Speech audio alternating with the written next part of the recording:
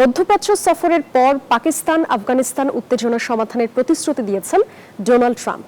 নিজেকে যুদ্ধ থামাতে পারদর্শী বলেও দাবি করেন এই মার্কিন প্রেসিডেন্ট। বলেন, বিভিন্ন দেশের মধ্যকার সংঘাত থামানোর মূল লক্ষ্যই মানুষের জীবন বাঁচানো, নোবেল শান্তি পুরস্কার পাওয়া নয়। ইসরায়েল হামাস যুদ্ধের অবসানের পর এবার বিশ্বে শান্তি আনতে মরিয়া মার্কিন প্রেসিডেন্ট ডোনাল্ড ট্রাম্প। এই তালিকায় রয়েছে আফগানিস্তান পাকিস্তান সংঘাত। বলেন, দুই দেশের সীমান্ত সংঘাত বন্ধ করে শান্তি আনায় মনোযোগ দেবেন তিনি। ইসরায়েলের পথে উড়াল দেওয়ার আগে এমন আশ্বাস দেন মার্কিন প্রেসিডেন্ট।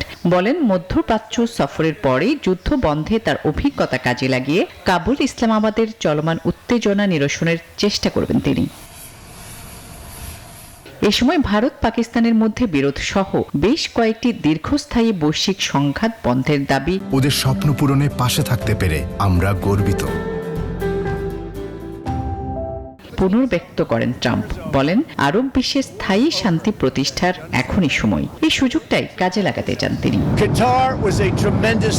আমি যুদ্ধ থামাতে পারদর্শী, তবে এটা নোবেল পাওয়ার জন্য করছি না। মানুষের প্রাণ বাঁচানোই আমার লক্ষ্য। ইসরায়েল হামাসের মধ্যকার সংঘাত ছিল ৮ম যুদ্ধ, যা আমি থামিয়েছি।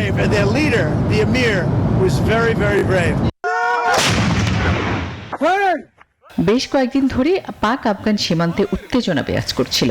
এমন আবহে কাবুলে বিমান হামলার জন্য ইসলামাবাদকে দায়ী করে তালেবান। পরবর্তীতে পাক সীমান্তে হামলা চালায় কাবুল। এতে সীমান্তে দুই দেশের মধ্যে ব্যাপক সংঘর্ষে বহু হতাহত হন। বন্ধ করে দেয়া হয় পাকিস্তান আফগানিস্তানের প্রধান সীমান্ত। আসমাতুলি, নিউজ 24।